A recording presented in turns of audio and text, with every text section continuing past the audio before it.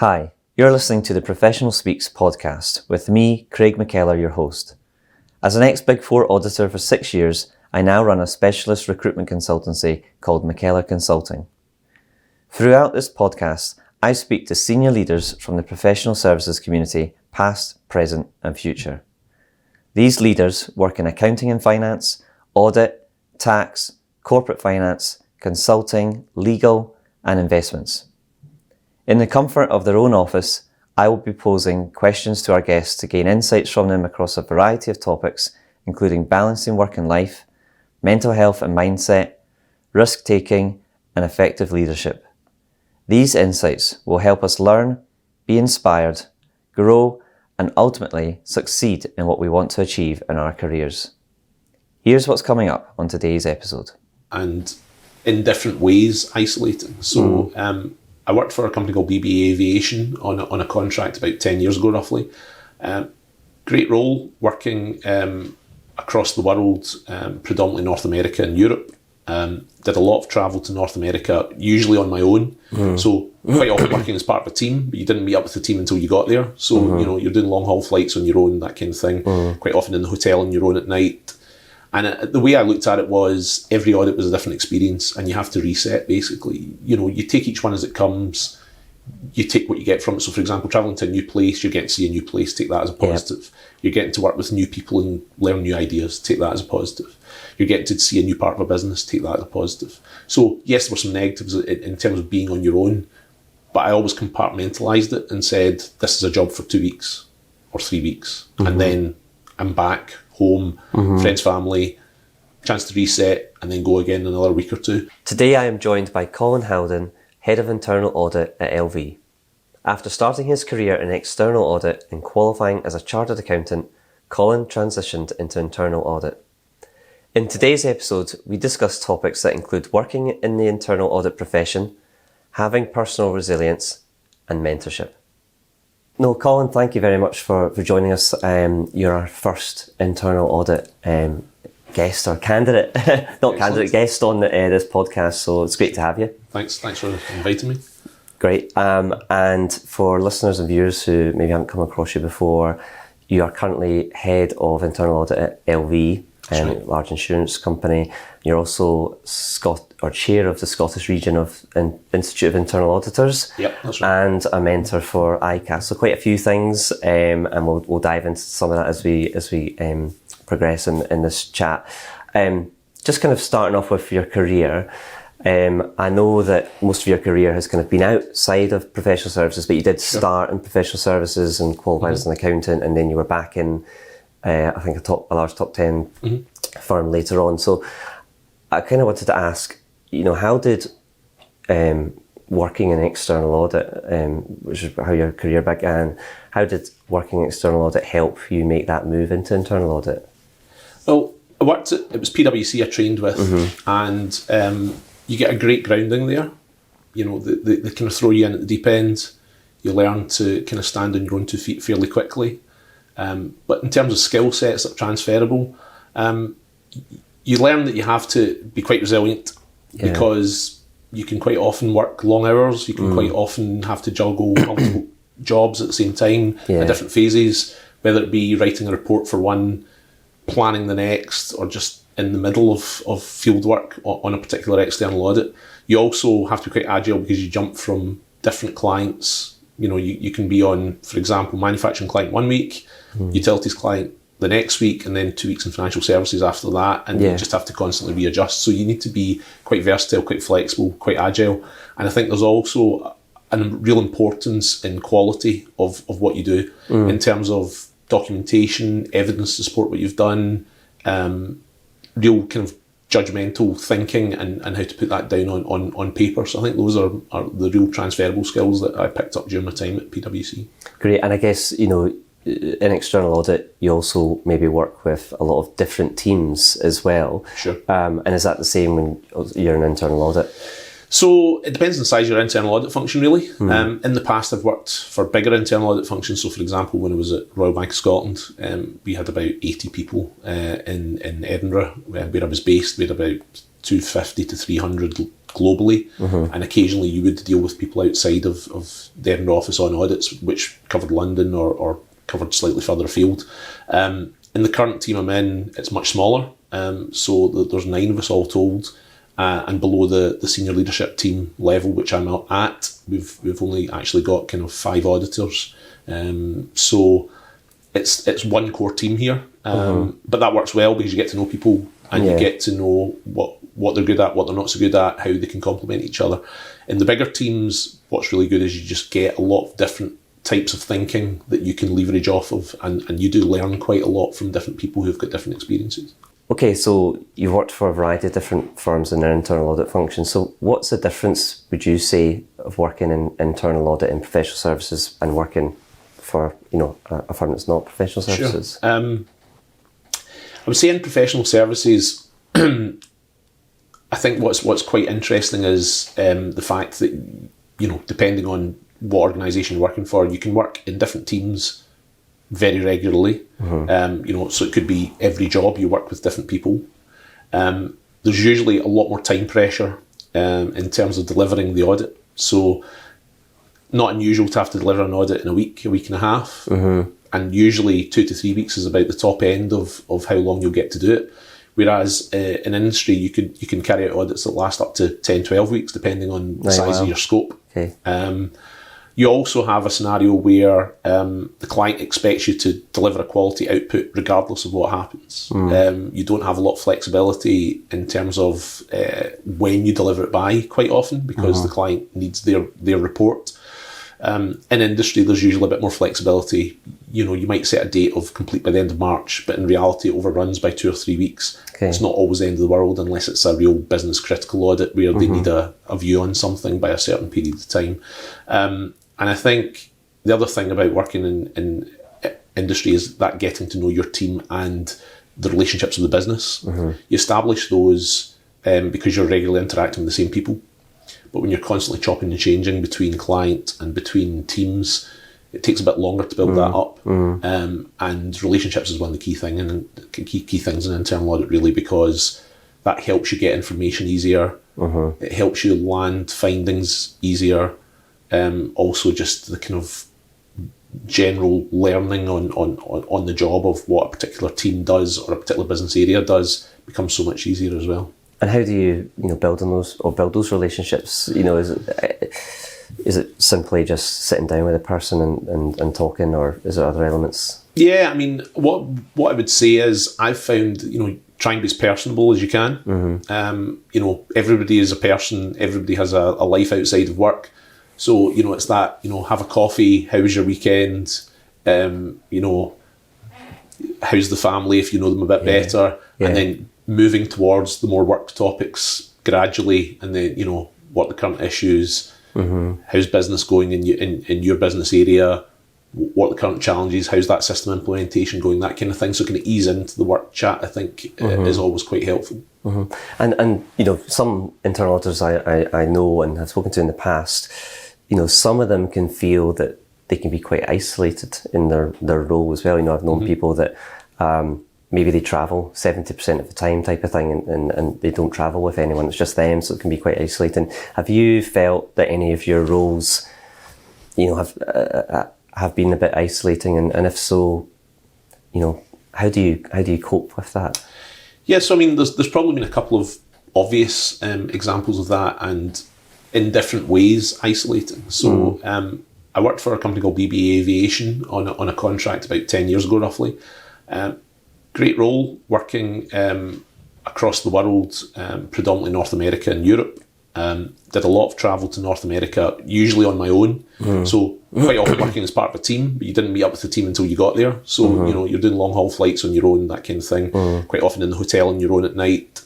And the way I looked at it was every audit was a different experience, and you have to reset basically. You take each one as it comes. You take what you get from it. So, for example, travelling to a new place, you're getting to see a new place, take that as a positive. Yep. You're getting to work with new people and learn new ideas, take that as a positive. You're getting to see a new part of a business, take that as a positive. So, yes, there were some negatives in terms of being on your own, but I always compartmentalised it and said, this is a job for 2 weeks or 3 weeks. And then I'm back home, friends, family, chance to reset, and then go again in another week or two. So it's just about accepting the fact it's a project, it's a finite period of time in that particular role anyway, 2 to 3 weeks, and then move on, but take the positives out of quiet time, thinking time, seeing new places, learning new things. So that's the way I approach that. In terms of isolation in other ways, another good example would be when I was the head of group internal audit at SMS. And what was isolating about that really is, because you're the top person in the department, if there are problems, you don't have lots of people to, chew the fat with them on. Was it a small department? Yeah. So there was myself and 2 other people in the team. So obviously, if there are issues relating to, for example, a particular business area's audit, obviously you can talk about those with the team. If there were issues that were more personal to you, and how internal audit, for example, was perceived in the business or whatever, you can talk to your audit committee chair or the non-exec directors that are on the audit committee. You can't really talk to the team so much about that.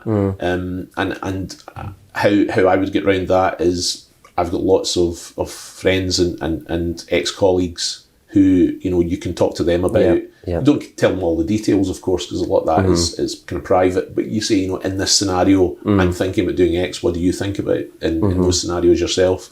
And I guess that's where a kind of mentoring angle comes in. And it's good to get different people's perspectives, because they're not necessarily going to tell you the right answer, but they'll give you food for thought, and they'll perhaps make you think that a certain direction of travel in your thinking isn't the right one. So that's kind of how I would have dealt with that. But yeah, it can be quite a kind of lonely role, it's often said, in internal audit, because you're not really friends with the business either. You're supposed to be independent. Yeah. And so I guess, when you are in a role that's isolating, you need a lot of personal resilience as well. And you've just mentioned that, what's helped you has been knowing other people to talk to. We mentioned at the start that you're chair of the Scottish region of the Institute of Internal Auditors. Has being part of that network also helped you, I guess, have resilience? Yes. I joined the committee in the first instance back in 2018. And at that point, it's just a bit of a kind of learning process of, what's going on, what can I get involved in. And one of the things I did was I set up a forum called the Practitioners Forum. So basically it's aimed at people below head of audit level, because we also operate various other forums at head of audit level and head of audit in financial services, for example.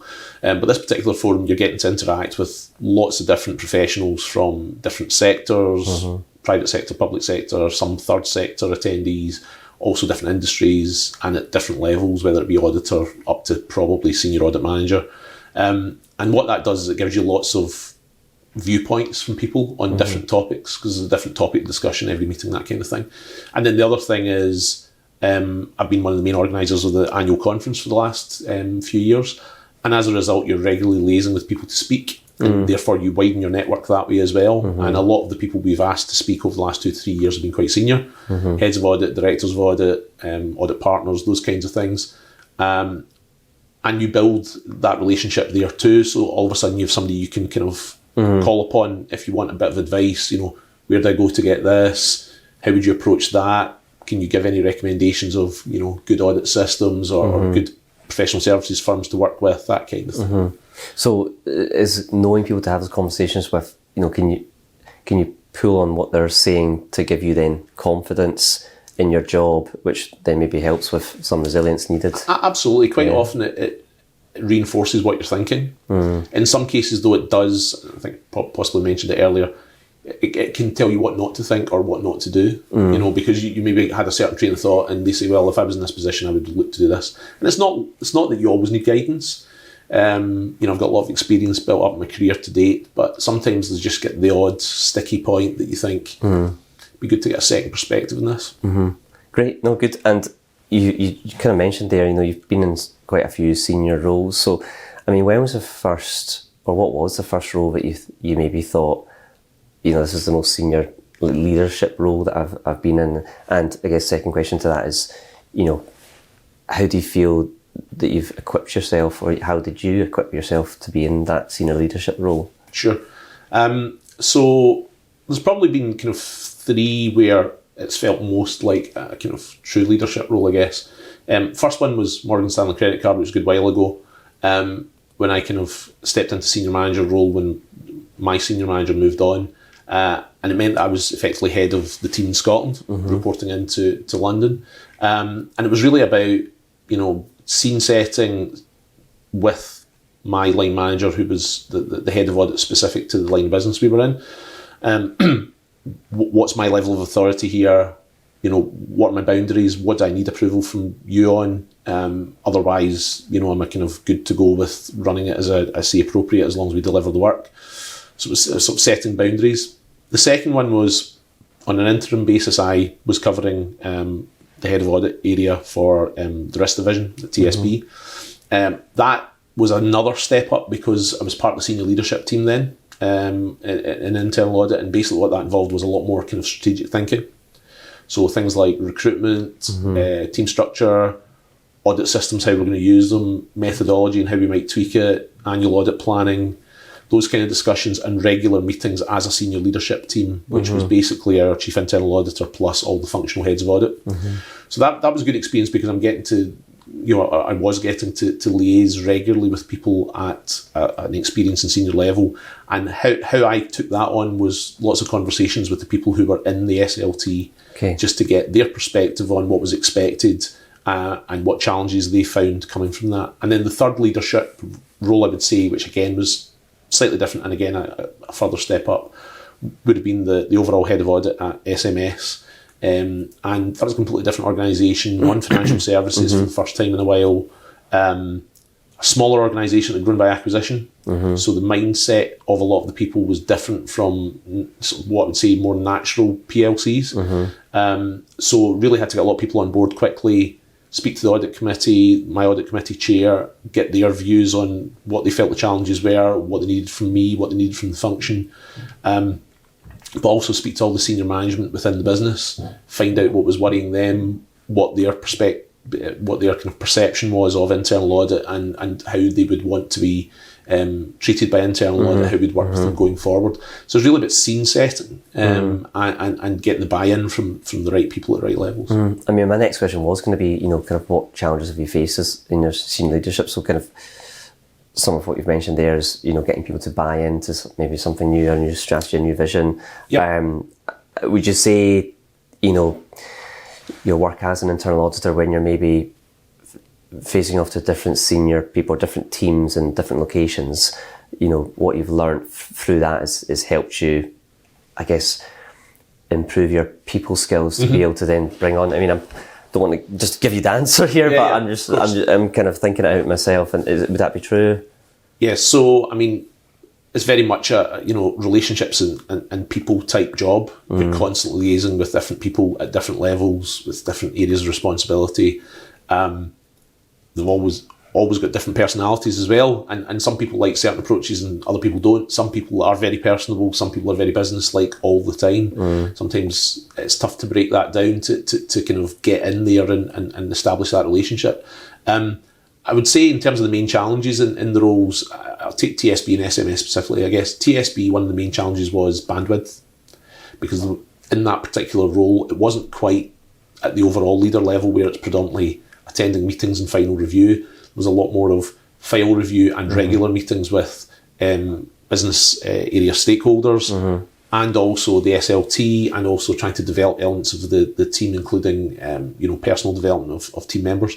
So there's a lot of juggling, and sometimes the only way to deal with that is by overtime. It's the reality sometimes in professional services, and you just have to kind of cope with that. It's either for you or it's not. So my view is, if you're going to learn a lot from it, then it's a good thing, as long as it's not obviously constant. So that was how I dealt with that. At SMS, one of the big challenges there really was they had good people in the team, but the structure and the kind of methodology, framework, etc. of the internal audit team was quite loose, quite basic. So, things I had to do were things like bringing in a methodology, bringing in templates so we would have consistency and guidance, making sure that we had a kind of structure to the interactions with the business stakeholders. There was a purpose. It factored then into things like our their annual audit planning. And then on the other side was, in terms of our outputs, some good audit reports, but quite hard read, quite lengthy, maybe didn't get to the point quite quickly enough. So I redesigned the audit reports to make them more concise, sharper, get to the point, easier for the reader, that kind of thing. And yet conversely, despite the long audit reports, there were very, very short audit committee report updates from internal audit. And I felt that just didn't give the audit committee the level of information they needed to aid their decision making, to get comfort that internal audit was operating appropriately. So I had to work quite hard on those to get them to the right level of quality, and that required buy-in from the audit committee chair and the rest of the audit committee.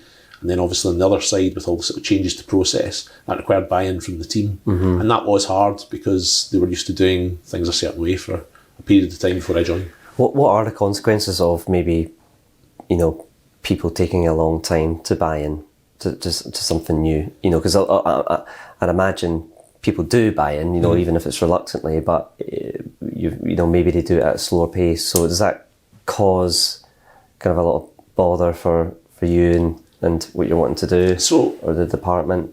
I think in terms of what you change within the team in terms of process and the outputs you're creating, etc. Sometimes it's just about coaching people, not telling them what to do, but explaining the benefits, explaining, there are certain efficiencies to be gained from it, which creates more time for other things or reduces the amount of time it takes to do certain things. And people don't always like change, but I personally think change is good as long as it's for the right reason. So it's just about explaining that. In terms of the audit committee buy-in, that was slightly easier, but you still have to explain why you're wanting to change things. And some of that involved a bit of a, sit down with the audit committee chair and, here's what we had, here's what I'm proposing to move to and why. Do you feel you need the longer length reports, or would you actually prefer something that you can digest quickly but still maintains the same messaging? So I think it's about talking people through the reasons for why you're doing things, but yeah, it can be a challenge because it's not always a quick win. And obviously there's been a lot of change in the corporate world and different facets, but in internal audit, you've been a lot of changes of technology, with regulation, with remote working. How have you maybe seen the internal audit landscape change in the last few years, and what's been challenging about it? So I think there's an expectation that internal audit will continue to evolve and continue to deliver, but also to bring more to the table, more add value, a bit more of a move from providing assurance over how controls are operating to actually some more opinions on kind of best practice, advising more on ways to go in certain processes and controls. You kind of do that as part of your audit reporting, because ultimately you'll raise an observation and then you'll discuss recommendations for actions that will address whatever you found. But actually in some ways they're wanting that advisory work to kind of come before you've completed an audit. It's a bit more come in and take a look and advise us on how we develop this, rather than wait until we've developed it and then criticise it, which is quite often what it feels like to them. And I think also sometimes businesses kind of see it as an opportunity to get some free consulting. Rather than going to professional services right away, they see that they've got an in-house resource. So I think that's one thing. I think there's other changes, I would say, that are probably more directly impacting on the internal audit teams, which are data analytics is the big thing. Everybody's interested in using data analytics because they can use it to focus how they shape their audit by reviewing documentation during the planning and interrogating that and working out where the biggest risks are. Using data analytics during fieldwork to no longer just sample test. So for example, if you had, an audit of complaint handling and you had a spreadsheet that had 50,000 complaints for the year, if you're going to manually test that, you can only pick a sample because it takes so long to do. If, however, you've got good data analytics capability and the right tools, you can interrogate the entire population. And the weight of any observations you find when it's a population of 50,000 versus a sample of 50, it's a far more credible message that you provide, and the business can really buy into the severity of it. And then in reporting, data analytics can also be used in the outputs that you have in the report. things like producing tables and graphs and that kind of thing, which again just give a bit more clarity on what you've done and what you found. But then obviously the big kind of almost elephant in the room these days is AI, and it's growing at such a rate. You see it anywhere, everywhere, whether it be fun apps, whether it be used in business. There's a couple of angles to that for internal audit. So one is how it uses AI. So for example, we could use AI to research during the planning phase of an audit, whether that be just to get general knowledge on something, or whether it be to actually think about forming first ideas on what the risks are in a particular type of area, what controls might look like in that area, and even early versions of test plans. What you have to be careful with, though, is however you do that, you have to make sure that you sense check it, because in a lot of cases AI is only as good as what it's like many systems. What goes in has to be good for what comes out to be good. Yeah, exactly. So you need to absolutely sense check these things. But then there's also the challenge of, as businesses start to use AI, it's how do you audit it? And the reality is you might not know how to audit it. So you might be able to do it to a certain extent, but then you might have to get professional services firms in because they have more technical expertise to deal with that, and they've done it on other clients.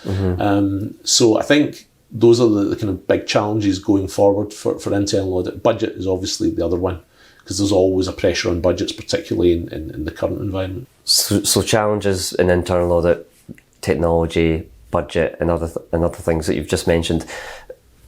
People, personnel, has that been a challenge at all in internal audit over the last few years? It's been well documented that it's been a challenge in talent for different industries. Is that the same in internal audit, or do you feel that there's quite a lot of good professionals out there? So it can be, and sometimes that's dependent on factors such as basic things like what are you paying. So really big organisations quite often can afford to offer better salaries and better overall packages, whether it be pension, private health insurance, bigger bonuses, whatever it might be. So it depends on what the candidates are looking for. So if the candidates are looking for experience in a certain type of organisation, they want to work in that organisation regardless, within limits, of course. They don't want to be poorly paid. But equally, there will be other people who are very much focused on, I'm quite happy to put in the hardest slog possible to get the most money possible, and get up the ladder in terms of promotion as quickly as possible. And everybody has different needs, so that does vary. Also depends on location as well. So, if I took, for example, LV, where I work at the moment, our head office is based in Bournemouth. So we're not a million miles away from London, and we're not a million miles away from Bristol. And there are probably a lot more opportunities both sides. And obviously with the opportunity to either work fully remotely or work on a hybrid basis, then people can work in London but live in Bournemouth or Southampton or Portsmouth or somewhere close to Bournemouth. So they don't have to work in that local office. So in terms of getting quality candidates, it's not always easy. If I was recruiting in Edinburgh, I could get 100 applicants for a job. If I recruit in Bournemouth, it's not reflective of LV, but it's reflective of the other opportunities that are close by, and the big paying opportunities that you'll get, for example, in London. I might get 20 candidates, and they might be 20 great candidates, and so you don't have a problem. But sometimes it might be that you've got 5 great candidates, and you have to interview them all. It does vary. I think there is a bit of a challenge. I think the other challenge is, back in the day, it used to be qualified chartered accountants quite often moved into internal audit. Now, I'm not sure if that's still the case, I'm not as close to that anymore.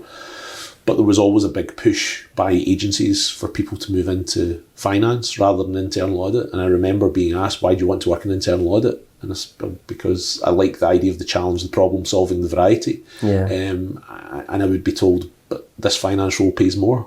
But it's not all about the money for me. It's about the enjoying what I do and the value add that I can bring. I have to say, I feel that sometimes internal audit is overlooked. Sometimes a bit like external audit. I think people think, if they've done it for a few years, maybe it's not going to change much. But actually, you can build a fantastic career out of it, and you end up being in on a path that's maybe a bit more niche than finance, and then therefore you've got maybe more opportunities to get into interesting senior roles, because internal audit, is such an important function in a business.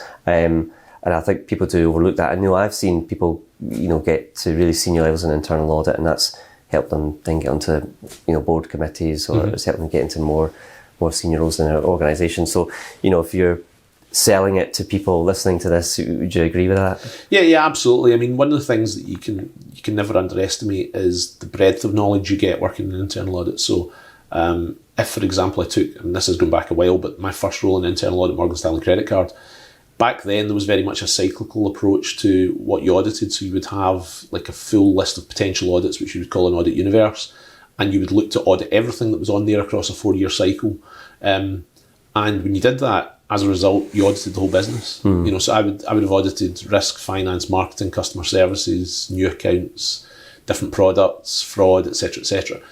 That builds up a massive amount of knowledge of how things work in a business, which a lot of people don't get insight to. That also the types of documentation and things that you see, you're privy to a lot of things that people below exec level generally don't see, unless they work in that particular area. So I think it builds that breadth of knowledge, and that stands you in great stead for moving on to other roles within businesses.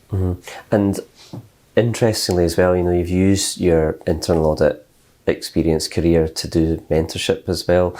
And so kind of just coming on to that, I didn't mention at the start that you did a short stint of the Scottish Football Association as a mentor as well, as your role for ICAS. Can you maybe just talk a bit about the short stint at the SFA, because it's very different. What were you doing there, and kind of what did you learn from it as well? Sure. So basically, the SFA has accreditations for football clubs at all levels, and basically it was through my time at Grant Thornton, and they had a kind of partnership with the SFA, where they were looking for people to volunteer as business mentors, and you would be allocated a club. So I was allocated a club in youth football, and essentially it was about improving the governance, the processes. You've got things like safeguarding, obviously, of children. You've got things like how they run their meetings, how they budget, how they consider business plans for example, if they wanted to buy their own pitch or new floodlights or whatever it might be. So a lot of what I was doing was kind of advising in terms of what good governance looks like, and what good business planning could look like. The challenge you have there is a lot of people who work, if you take youth football as an example, if it's not youth football affiliated to, for example, a professional club, then it's a lot of volunteers, it's a lot of people with day jobs. And not all the people you deal with are people with a kind of business background. So a lot of the time you really have to explain it in layman's terms. And the way I did it was, you're not talking down to people by any stretch of the imagination.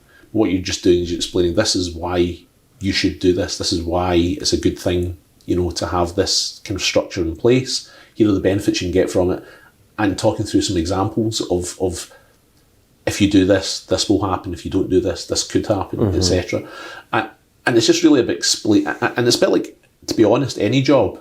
If you're dealing with somebody new who doesn't know something, whether that's somebody who's been recruited to your team, or if you're auditing an area or whatever it might be, quite often you do have to set the scene, explain, give examples, that kind of thing. So I took that same approach, and it seemed to work quite well. I built up quite a good relationship with the people who were involved in the football club from an early stage. And I think I added value in that way, to be honest. The difference with my mentoring at ICAS was it was pretty much professionals that you were dealing with. It was either people who were training or were newly qualified or relatively early in their career.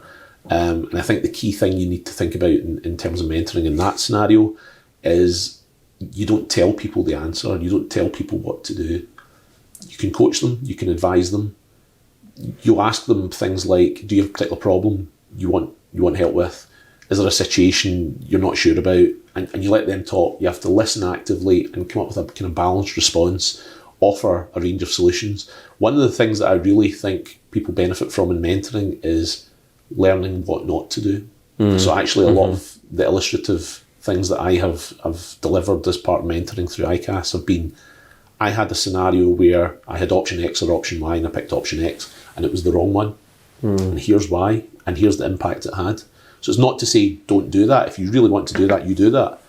But just, I'm kind of giving you that kind of warning that it didn't work for me, and here's why. So just be very careful when you think about it. But what I would never do in a mentoring scenario is direct people to do things. Because at the end of the day, it's their career and the impact it can then have on their lives, in terms of personal lives and professional life. So it's just really about providing guidance and help and advice where you can. And getting involved in the FCFA mentor role, would you say it's best to kind of do a role like that once you're quite experienced in your career, rather than to go in maybe at a more junior end? I think it depends on what you've got to offer. Because people can become technically very good at a subject at a fairly early stage in their career. So I obviously mentioned earlier that I trained at PwC, and I later went back and worked for Grant Thornton Professional Services. And you would quite often have people within the firm who could be sitting at assistant manager level, maybe manager level, so not senior roles particularly, but they could be very, very knowledgeable about that particular area that they worked in because they lived and breathed it for 3-4 years. So I don't think it's always the case that you should say people should only be very senior. It's a bit like my feeling about boards generally.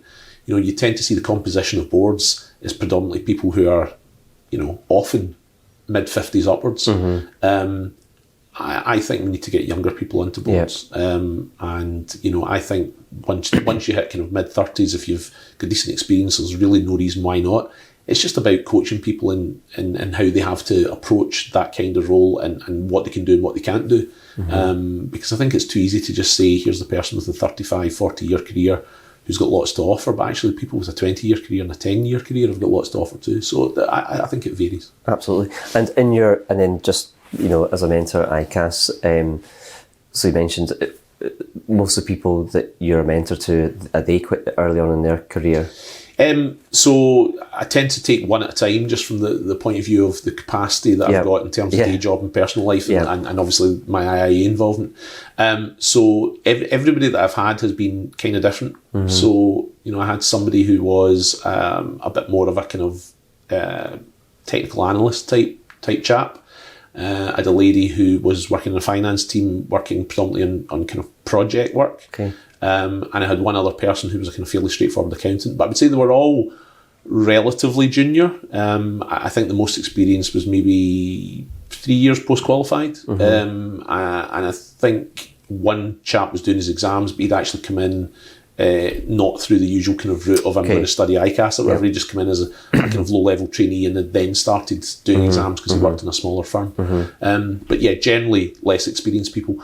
I think it's rare you would get somebody who was very experienced who would want a mentor at this kind of level, unless it was to learn about the subject matter specifically. So maybe somebody who didn't have an internal audit background and wanted to move in there might think about it if they were doing a career change. I wouldn't have thought an experienced finance professional would want a similarly experienced internal audit professional as a mentor, generally.